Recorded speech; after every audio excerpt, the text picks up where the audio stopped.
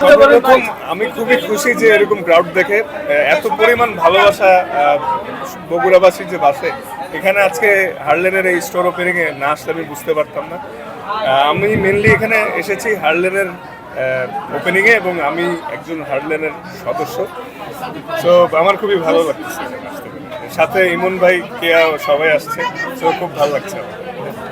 দেখেন বিসিবি তো আমার একটা গার্জিয়ান, তারা অবশ্যই যোগাযোগ করেছে এবং যেই বিষয়টা ঘটেছে এটা আসলে একটু দুঃখজনক। আমি আসলে কখনো এক্সপেক্ট করিনি, কারণ ওরা আমার ছোটবেলার ফ্রেন্ড ছিল।